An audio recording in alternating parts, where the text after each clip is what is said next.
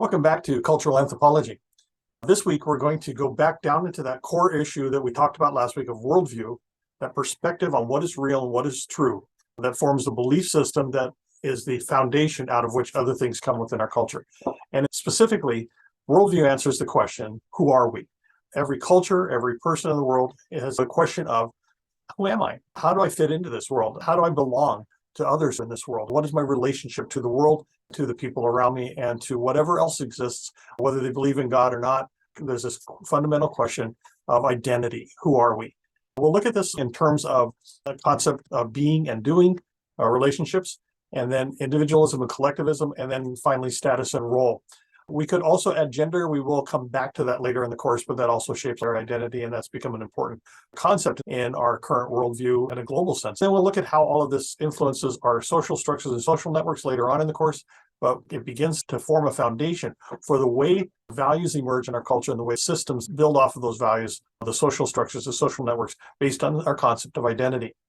So diving right into this, we have this question of what exists, what is real, what is there in the world. And that leads us to the question of how do I fit in the world, or who am I? And then as a culture, we begin to ask the bigger question of who are we and how do we interact, how do we fit together? The answers to these questions define our relationships to others, our relationship to the world around us, and our relationship to God. Relationships to each other and relationship to God seem obvious, but when you stop to think about the relationship we have to the world around us, our worldview shapes that. An ecological understanding, interaction with the animal species, interaction with the world around us, interaction with our environment, all of those are part of our existence, part of a definition of who we are and how we see ourselves. So those are important as well. Paul Hebert is one of the foremost authors on cultural anthropology for Christian missions.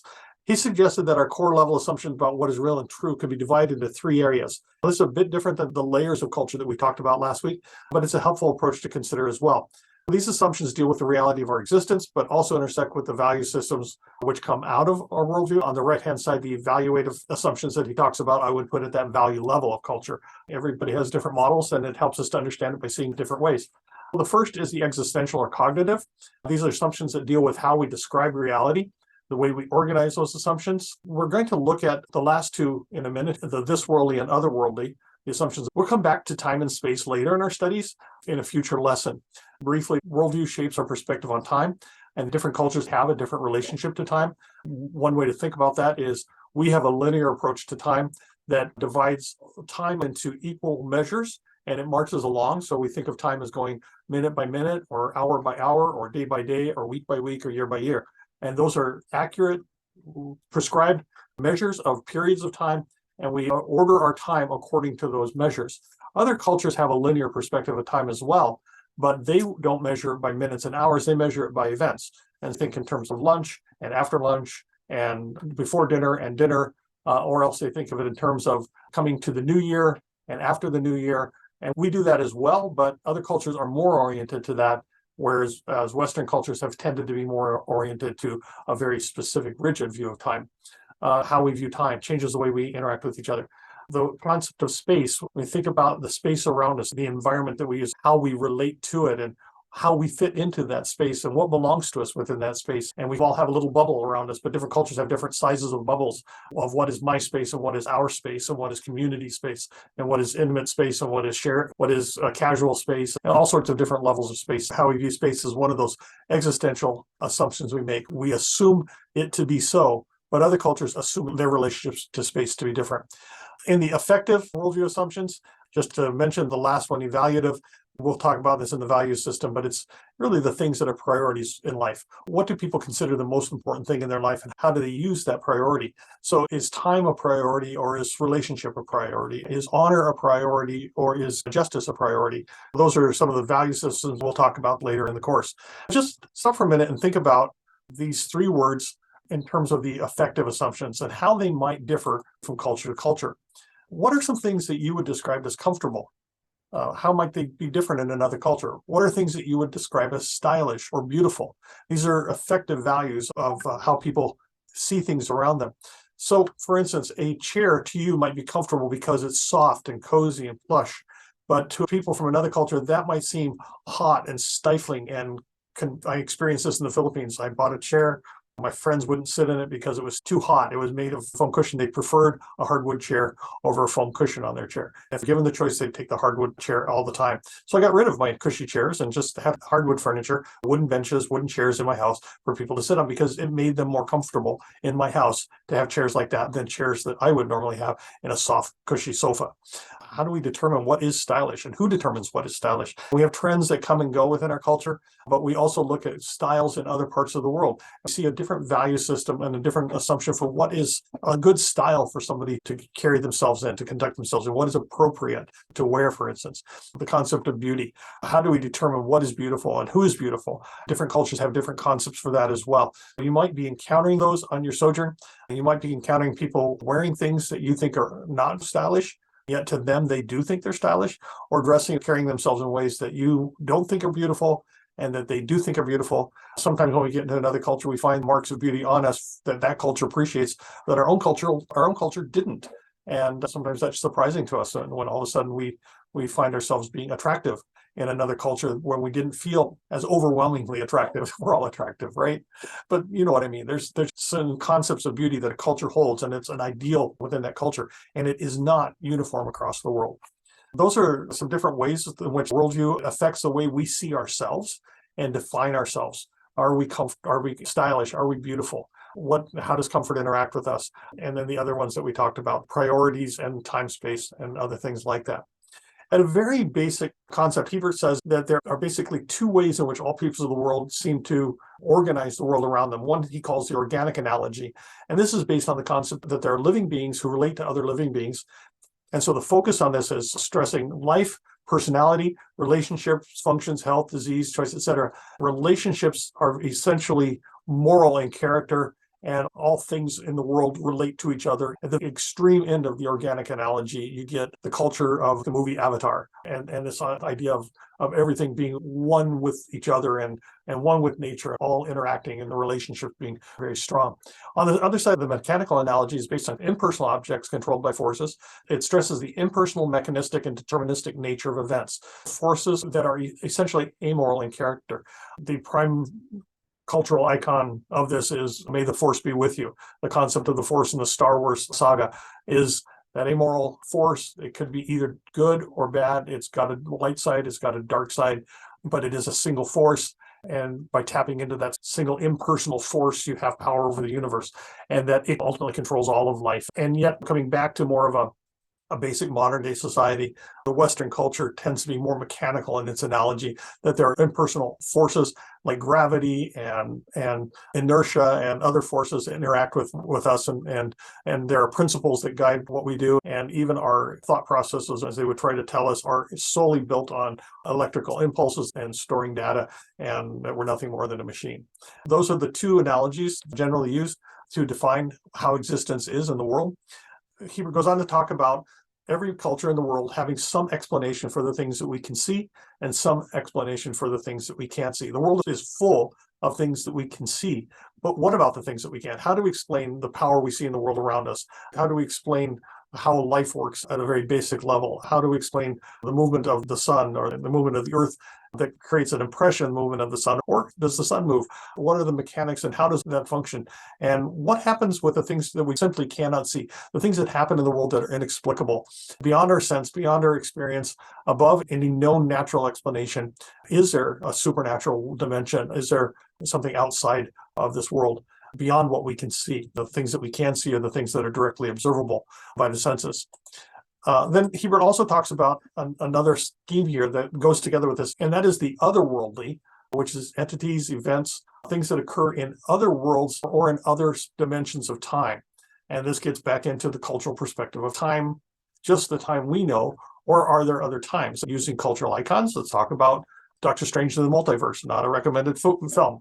Didn't enjoy that one. But the whole idea of the multiverse is, are there other dimensions of time? Or and C.S. Lewis, Lion, Witch in the Wardrobe, again, dimensions of time, different. You step through a doorway and you're in another time. Time functions differently in that time. So are there other worlds? Are there other spaces that we can't see? Is there a dimension beyond the dimension we understand? And then there obviously is this worldly, the things that we can see and the things that we're a part of, not the scene, but the things that we're part of this world as we know it.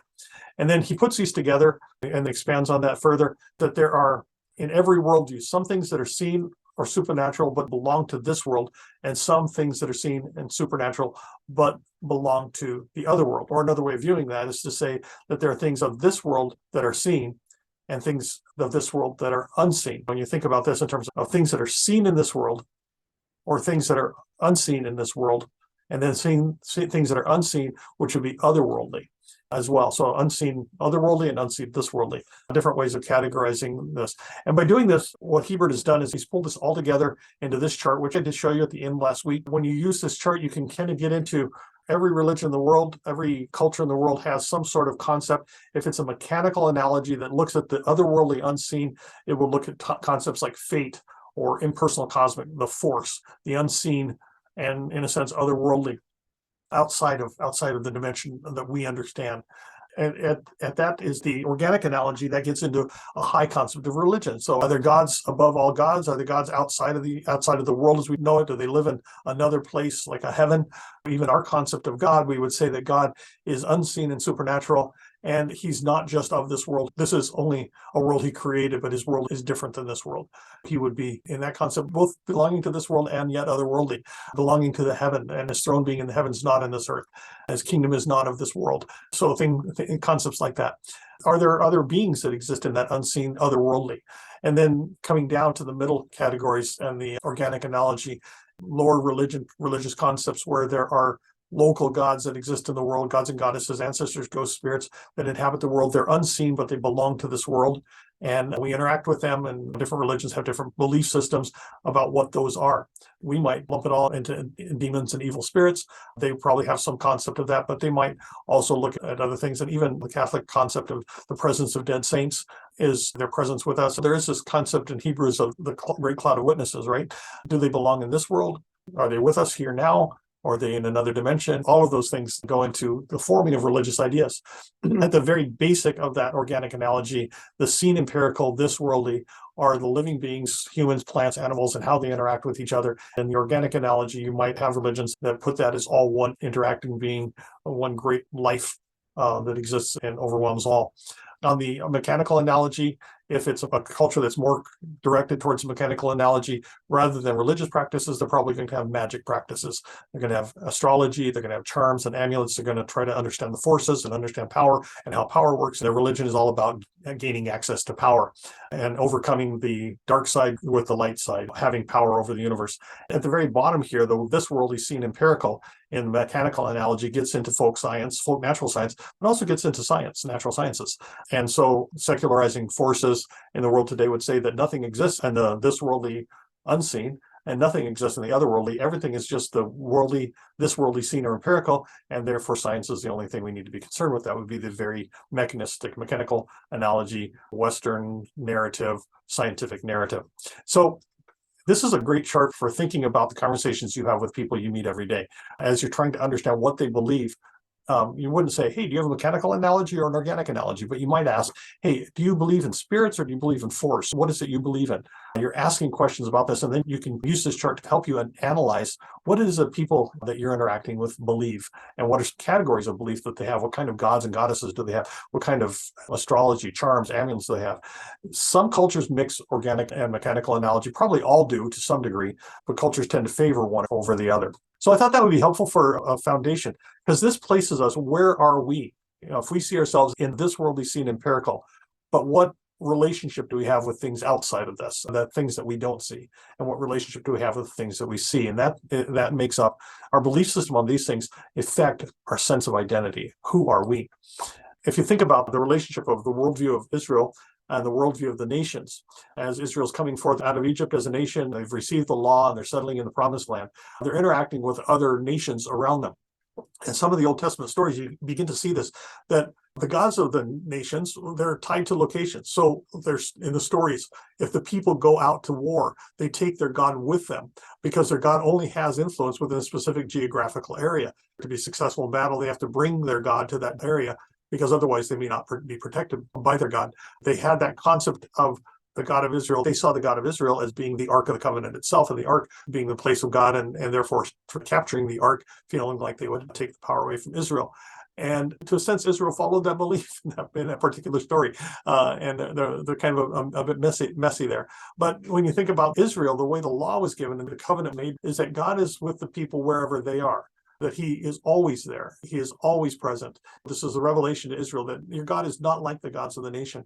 He transcends that. They began to see God in a different way as they formed as a nation, coming out of the belief systems of the other nations. They didn't need to carry their gods with them. Instead, they actually followed a God who went before them in the wandering of the wilderness. It wasn't that when they picked up the Ark of the Covenant and moved it, that God followed the Ark of the Covenant. Instead, it was when God's presence lifted from the Ark of the Covenant and moved, the Israelites packed up the camp and followed the pillar of cloud and fire that was the indication of God's presence.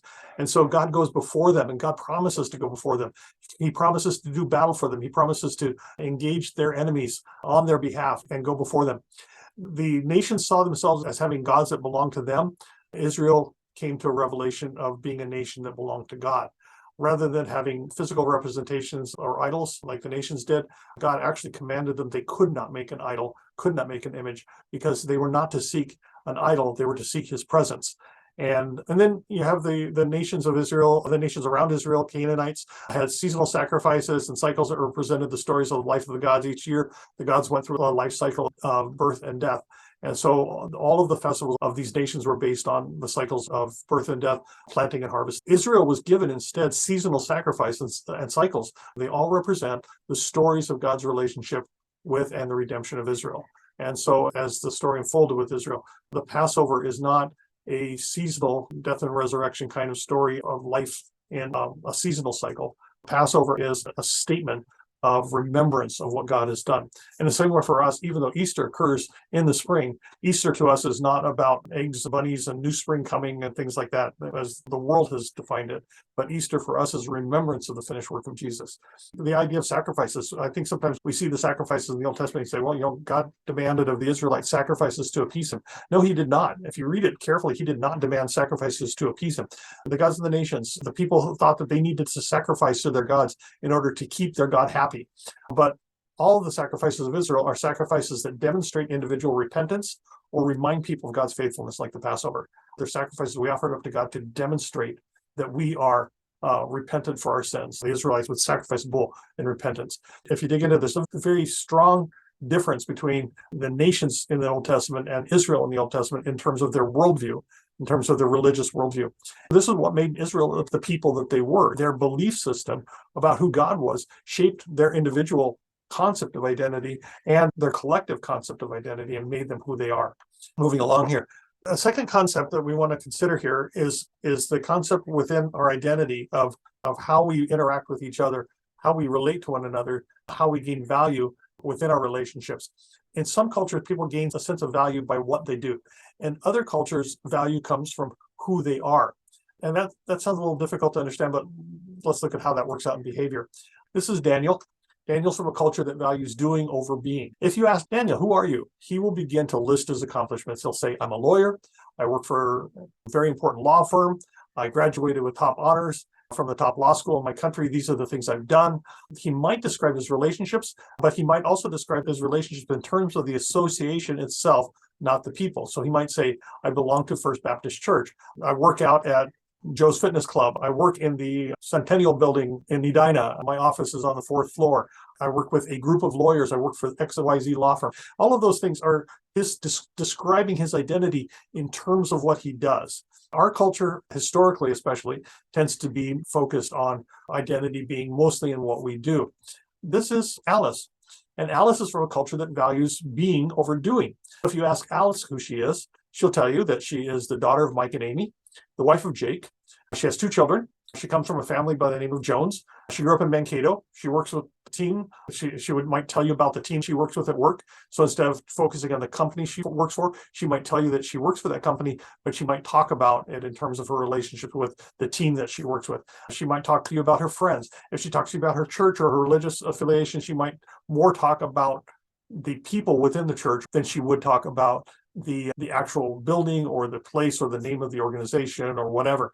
There's probably crossover, probably because it's highly relational culture, probably her friends and her religion are kind of intertwined in her family, and they're all kind of together as a group, not just separate groups. So that's the being and doing distinction. If you think of it in broad terms, a culture that is highly doing, people are going to make lists. They're going to focus on performance. They're going to see life as a series of tasks to be performed. They're going to measure their success in life and how well they perform those tasks. They're going to make lists and plans and goals and work through them one by one. They're highly scheduled, highly oriented to the calendar. Being cultures focus on relationships. People in these cultures see life as made up of other people with whom they do things. And so they still make plans, they still make goals, but generally those goals and plans are allowed to change and morph based on how they interact with the relationships, and the relationship takes the priority over the goal. And so success for them is measured by how good of a person they are in relationships to one another. They see themselves as successful people by their relationships. They move through life more on an event basis, as I said, in the concept of time. So they see events as a place where relationships are contained. You don't go to church as a task, say, hey, I went to church this week, check that off the box. I went in, sat down and listened to a sermon and left. No, they go to be with a group of people, and they're fine if that takes 2 to 3 hours, because it's the being with people that's more important than keeping a schedule. It doesn't really matter how long church takes in a culture like this as people come to faith in Christ. This contrast results in behaviors that are more likely seen. How do we make friends? How do we show ourselves to be a good person? If I'm from a highly doing culture, and I set a schedule with you, let's meet for coffee at 3:00, and you don't show up at 3:00, then you are not a good friend. But if I'm from a being culture and I say, hey, this afternoon at around 3:00, let's get together for coffee, and you don't come till 3:30, but it's because that you had other obligations with other relationships, and now we sit down and we do take the time we need to take together, I'm going to be willing to flex that time because I'm not so focused on my schedule. I'm focused on, I want this relationship bad enough that I'll take the time to wait for you so that I can take the time to be with you. It's a very different concept of time, but it affects our relationships and our sense of identity. A person from a doing culture might determine that having a friendship is advantageous or a disadvantage in achieving personal goals. So why would I be a friend with you? Because it ticks off my goals. People sometimes get married for that reason. I have a goal in life to get married, and so I'm going to find somebody and get married, and that goal is done. Rather than seeing goals in context, seeing that as a relationship. In a relational culture, or a highly being culture, if a friendship is worth having, then it's going to sustain some conflict. It's going to sustain some competition. There may be some troubles, but it's worth it. And actually, maybe I feel more like the relationship is worth it if there is a little bit of stress and conflict at times. So when we think about our own culture and the culture that you're in right now, is it more focused on being, or is it more focused on doing? How does that impact the way you do things? How does being versus doing impact the way you do church, the way people worship? How does it impact the way people approach their work? How does it impact families? How does it impact the choice of career in your culture and in other cultures? All right, so that's being and doing. Next, related to it, is the concept of independence and interdependence, sometimes called individualism and collectivism. To explain this worldview issue, looking at the scale in which cultures hold either independence as a high value or interdependence as a high value. A culture that has a high value on independence would be an individualistic culture, and a higher on the interdependence would be a collectivist culture. Most cultures allow for both independence and interdependence and dependence as well, but they still favor one side or the other. To look at some of these differences, if you put that on a scale, anytime you see a scale like this, it's an idealistic look of things. Things don't work out. It's one of those problems we have in our society, right? We make things either or, and you're either this or you're that, and there's nothing in between. As a result, we tend to polarize ourselves from other people. You're either liberal or conservative, and you have to make a choice between liberal or conservative. And in fact, most people in the world are not at the extreme end of either one of those. Most people are somewhere in the middle. The same with individualism and collectivism. Most people in the world, 99% of the people in the world, are not extreme individualistic or extremely collectivistic. And especially now, collectivist cultures used to be more predominant than they are today. Most of those cultures have been absorbed into the larger culture around them. There are still some tribal groups that would be highly collectivistic at the extreme end of collectivism, but they are rare and hidden in the depths of the Amazon Valley or someplace like that. Fewer of those exist today. Most of the cultures in the world, and if you put this on this spectrum with the independent individualism on one side and the simple collectivism on the other, most cultures in the world are going to be in one of these two places, either consultative individualism or contextual collectivism. But just to define it, in independent individualism, no one group determines any of the person's behaviors. The needs are met by the individual friends, but not by groups. I'm an independent person. My identity is me, myself. I have friends. I use my friends to get things that I need. I interact with other people for the things that they give me in life. but I'm my own boss. I make my own choice. I live independently. I will not be bound to any group of people and have to adhere to what any group of people says. I stand independently. No group determines my behaviors. I live completely for myself. This is why I say this is really, really rare. And if it's rare, it's probably some grumpy old man who's gone off to live by himself. It's just not normal human behavior to be completely individualistic. At the other end is simple collectivism. And this, there's only one group in your life, and it meets all of your needs. It's your tribe, your religion, your family, your friends. They're all just one group of people. And that group of people stays together. It does everything together. It's seen as a single organization or single body. And so all of my needs being met by the collective, I'm completely dependent on the collective. As a result, I probably don't even have an identity that exists without the collective. If you take me away from the group, I will cease to exist because I only know my identity in terms of my relationship with the collective. I can't see myself any other way. My greatest fear is being cast out or rejected by my community. In the simple collectivist world, most of my decisions, all my decisions are made together in a collective way by the group. So if somebody comes in and says, hey, you should follow Jesus, we all have to determine whether that's a good thing or not. And if we determine as a group that's a good thing, we will. And if we determine as a group that it's a bad thing, we won't. You're going to have trouble getting any one of us out of the group to do what you're asking us to do and follow this person, Jesus, because to do so would be to exclude ourselves from the group, and now we don't belong anymore. If we don't belong, we don't exist anymore. Our identity is destroyed. Those are very extreme concepts of individualism and collectivism. Most people are actually in one of these two groups in the middle, kind of combining that. The first is consultative individualism, and the second is contextual collectivism. The consultative individualist, another way of saying that, is the interdependent individuals. They are more focused on the individual still, more focused on finding identity as me. This is, I'm just going to say straight up, this is our Western culture.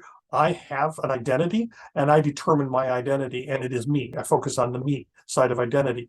I have groups that I'm a part of, and I use those groups to consult for my identity, to bolster my identity. My identity is defined by my relationship to those things, but my identity is not those things. So I might be defined by going to a school and, go team, go Buckeyes, or whatever the school has as a team. I might put an identity there and posture that identity so the world sees that I belong to that group. It is a part of my identity, but it's not my whole identity. My whole identity is not caught up in that group, and that group does not determine my identity. As a matter of fact, if that group goes a direction I don't like it to go, if I belong to a political party and it's not going the way I want it, I can step out of that group. I can choose not to be part of that group. Same with business. I can get a job. If that job is going away, I don't want to be identified with that company anymore, I quit my job. I can go to a church, and if that church is doing things I don't completely agree with, I can choose a different church. I define my identity publicly by those things, but I also am not defined by those things. They just shape pieces of my identity and plug and play. They can come and go. Some things I don't choose for myself. I might be born into an economic level or group, but I don't feel that I have to remain there. I can change. My parents were part of a social organization, a political party, and I don't like that political party. Even though I grew up in that political party and grew up in a family that followed that political party, I can make a choice. I can do something different. That's the interdependent individuals and the doing culture. And that's why I put Daniel over there next to that consultative individualism. His identity in doing is really in line with the consultative individualism. He is the things he does, and the groups he belongs to define pieces of his identity, but they don't define him as a person. He only uses them to demonstrate who he is, his work or his church. On the other side, the contextual collectivism, or the interdependent group concept, is that I belong to different groups, and each one of these groups describes a piece of my identity, and collectively, these groups are my identity. My sense of belonging to these groups is important to me, and I can't just change that. I have very little freedom to change the groups I belong to. I grew up in them. I use them to reinforce my sense of identity. I might belong to a family, a clan. I might belong to a village or town. I might belong to a religion or an economic status. And those are things that I was born into, grew into, and maybe joined at some point in life. Now they shape who I am, and I cannot just walk away from them. Like the collectivist, like the simple collectivist, to stop being them would be to lose my identity. And in fact, some of those things are so integrated. So sometimes we look at, for instance, a certain religious culture, and we say, well, you have your religion, over here and your family over here. And you could leave your religion without leaving your family, but no, they can't, because the overlap of religion and family is so incredibly strong that to leave the religion is to leave the family, is to leave the clan, is to turn your back on other parts of your identity. Your identity is made by many different groups working together that you are a part of and shape your identity. So they sound a lot the same because it's groups that shape our identity, but on the one side, it's groups that we use to bolster our identity as individuals and to define ourselves as individuals. Because we remain as individuals, we can choose and make choices about those groups. The other side is groups that define us as a collective and give a sense of identity to us as a people. We belong to those groups and we can't just walk away from them because we lose our identity if we do. That's a big difference. Watch for that in the culture you're in. This next slide I'm going to put up here. This would be a great thing to do if you want to pause the video right now and do this either alone or as a group. List 5 groups you're part of and discuss these questions. Which of these groups exist to provide what I need as an individual? Which groups do I exist to strengthen or contribute to as a whole? Do the groups I'm a part of fit together in a larger structure to define my culture? Some of these, you can read the other questions here. You take the time to stop and ponder these, even alone. But maybe if you're watching this together or you have a chance to get together, you come back to these questions and just think about how the groups that you're a part of affect you. And then step out from there. How is that different in the culture you're in right now? The groups that people are part of, what do you know about those groups? And how are those groups that people are part of, how do they define people's lives and their identity? All right. The other thing I would just say is that in consultative individualism, decisions are made by individuals, sometimes with others. I do make group decisions, but I have my own opinion. If the group goes in a direction I don't want to go, I will leave that group. I have the ability to be mobile. I can move to another city and start over again. On the contextual collective side, decisions are made by members of the groups together. I'm more likely to stay in one location because that's where my groups are. If I leave and have to start all over in life and start new groups, it's just not even a concept I can imagine. So leaving my groups and being isolated away from my groups is a horrible thing to me. And you see this in collectivist culture people who come as refugees or end up being foreign laborers in other places. Their sense of value as a person deeply drops because they don't know how to belong in their new environment. You're affected by that as well, but you actually have a culture from your individualistic culture that allows you to think outside of that and think, okay, I can reinvent myself. But for many cultures, that's very difficult. And then independent needs bring them to the value of justice guilt. So when we talk later on in the course about justice and honor, justice guilt is more of an independent concept. I'm concerned with how I stand in relationship to the law more than I am in relationship to my group. Whereas the collectivist needs cause them to value honor and shame. I'm more concerned about the honor of my group and maintaining my honor within my group than I am about whether I receive justice or not. I'm more concerned about honor than I am about justice. All right. And the last thing I want to look at real quick is the idea of status and role. All of us have statuses in our society. Some of our statuses are achieved. Some are ascribed. An achieved status is a status that you earn. So it kind of goes with that doing side. Through the choices I make, through the efforts I put into it, through circumstances, through accomplishments, I achieve that. An example of an achieved status might be, I am a doctor. I have a degree in philosophy and education. And so my status is doctor is something that I earned through a lot of hard work, through years of hard work. And therefore, it's an achieved status. I might be a student as an achieved status because I chose to be a student. I've earned my way up in the organization based on my achievements. The other side is the ascribed status, and that's acquired through caste or social status or birth order or gender. In some cultures, birth order is important, firstborn versus secondborn versus thirdborn, and there's a higher status to the firstborn than there is to the secondborn, and so on. Actually, some cultures put a high status on the lastborn. These are things that I acquire not through anything that I did, but things that I received either because of things that happened to me or because of the society I'm a part of, the social status I have.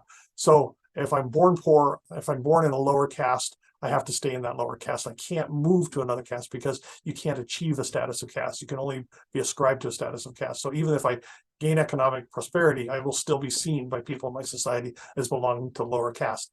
Titles that might exist on some of these, an achieved status, I might have a title of champion or author or actor or musician. On the ascribed status, it might be brother or son or landowner. Kinship is a status as well, the family I belong to and how I relate to the family I belong to. So some cultures favor the ascribed status over the achieved, and some cultures favor the achieved over the ascribed. We all have both in every culture. I'm a brother, I'm a son. Those are ascribed statuses, but I'm also a doctor and a professor, and those are achieved statuses. Some cultures will put more honor and more emphasis on one over the other. And it actually does go along somewhat with this concept of doing versus the concept of being.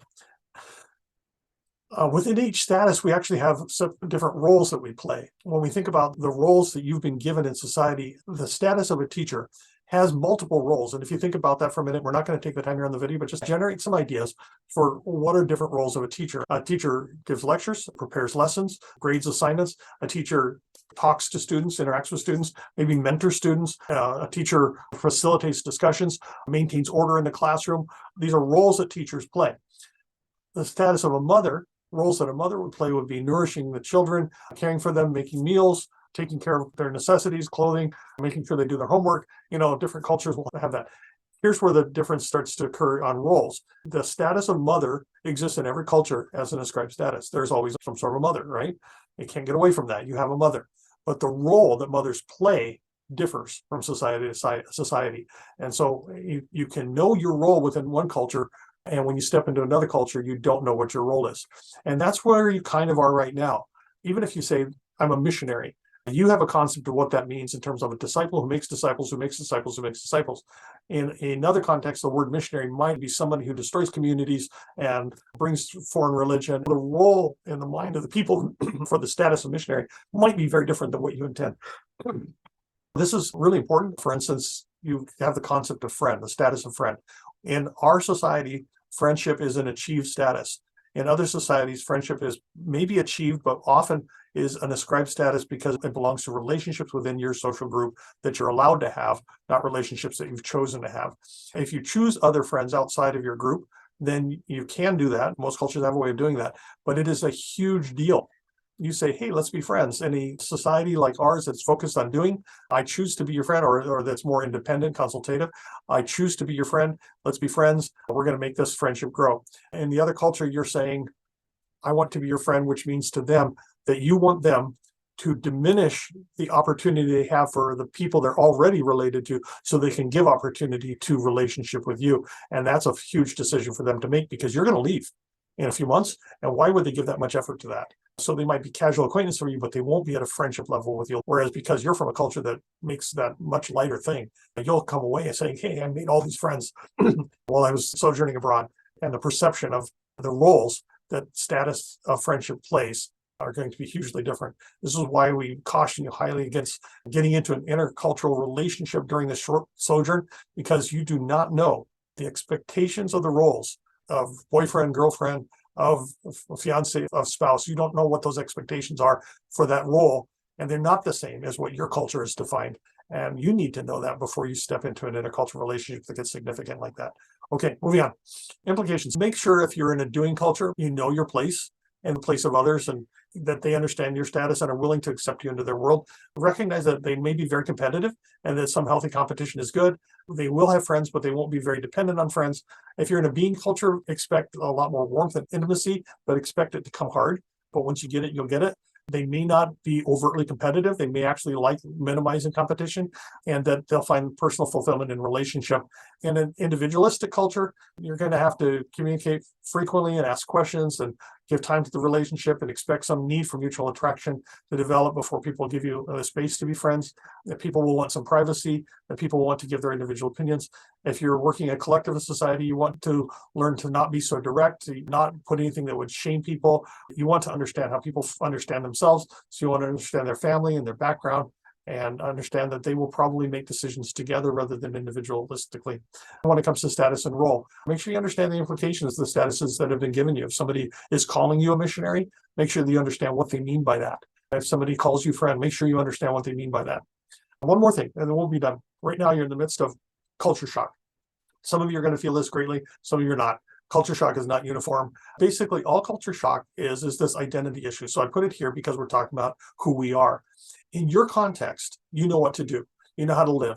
You're familiar with your context. Everything within your context is secure, it's stable, it's expected, it's comfortable. When you step now into this other context, you're surrounded by things that are unfamiliar, that are unknown, that are disruptive, that are unexpected, and they're uncomfortable. In your own culture, you had a stable sense of identity. You know who you are, according to the groups you're part of. You now have been ripped out of that context, and you're in another context with all sorts of unfamiliar things. In that new context, you don't know who you are. you're struggling to come back to a new sense of identity. That's culture shock. It's that sense of, I'm lost. I don't have the things that give me my sense of identity, whether that's your achievements and people don't care where you are now about your achievements, whether it's the groups that you're part of at home that helped you to bolster your identity. Those are gone now.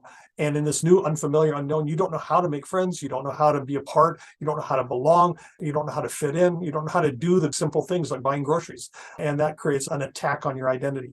When your identity is attacked in your own culture, you have relative calm because of your stable identity. When you step into this new culture, anxiety goes up. And that's what you're likely to feel. When you find yourself feeling that anxiety, remember, this is nothing more than readjusting to things. You're trying to figure out who you are and how you belong now. Because you don't know who you are and how you belong, you're feeling more anxious. Be aware of your anxiety and that this is normal. It's normal to feel that way, to be disturbed by the unfamiliar, the unknown, the disruptive, the unexpected, and the uncomfortable. Another way of looking at this is that there's actually a physiological issue here. I won't go into this in very detail. You can study this chart. You can read the book linked by Malcolm Gladwell, other books on it. But basically, we have two paths of information going into our brains. When we see or hear or feel or engage something in the world around us, it goes to a part of our brain called the thalamus. And then from there, it's passed either to the amygdala or to the sensory cortex, actually both. And the sensory cortex is our rational thinking. It's a high road of rational cognitive processing. We process the information in our sensory cortex and our hippocampus, and then we send it to the amygdala, but other signals are going directly. The direct route is the low road of intuition or unconscious pattern comparison. Make it simple. When I'm thinking about people I know, I might look around and consciously say, hey, where's Joe? And I'm standing in a crowd of 1,000 people and I'm looking for Joe, okay? I'm cognitively processing, where is Joe? That's a slow brain process.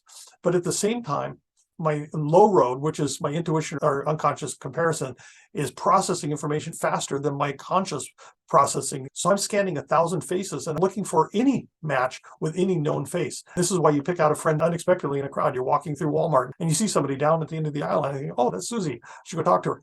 It's because your brain is working at this incredible pace. And you're standing in a stadium, you see thousands and thousands of faces, and then you see a friend sitting 10 rows away. Why? Because your brain is unconsciously processing all the information it's getting at the same time. And that unconscious processing is your autopilot. And it interacts with the world in a way that you don't think about. Once you've learned to drive, you are consciously processing the driving, that you're doing. As you're driving down the road, you're consciously processing the presence of other cars. But so much of driving is done at an unconscious level, and your brain picks up cues around you. I was actually thinking about this as I was driving in this morning. I was thinking about a truck next to me and the fact that the walls of that truck were about 3 or 4 feet away from my car, and we were doing 60 miles an hour and orchestrating this without much effort, without much thought process going on. We're aware of each other. If somebody makes a change, it goes to the sensory cortex. If somebody does something unusual, we take it to the high road and go, what's happening here? But most of our interaction at that level is just on autopilot. You're on autopilot in your home culture when you're walking down the street, when you're greeting another person, when you're buying groceries. There's so many tasks that we do daily that we don't think about. We don't process cognitively because they're normal, they're ordinary, they just happen. But when you step into another culture, the autopilot fails at things like walking down the street, greeting another person, and buying groceries. The very things you think you shouldn't have to think about, you actually have to think about. When the autopilot goes off, you have to pay attention to every detail around you. And being in another culture means that right now your autopilot has failed. Your autopilot is useless to you in this other culture. And so you're having to take in everything physically and mentally around you all the time. And this is exhausting. It's why you feel like you need so much more sleep. It's why you feel like you could use a nap 2 or 3 times a day. It's why you feel emotionally stressed, because you're physically dealing with more information in your brain than you're normally having to do with. And that creates a problem with things like blood sugar. It actually takes your blood sugar down because your brain is working harder. So what do? You exercise, you eat healthy, you relax, you make sure you're getting enough sleep. If you were getting by on 6 hours of sleep at home and that was fine for you, don't try to do it there. You're going to need more sleep, especially for missionaries in a first term in another culture, often need to sleep quite a bit more.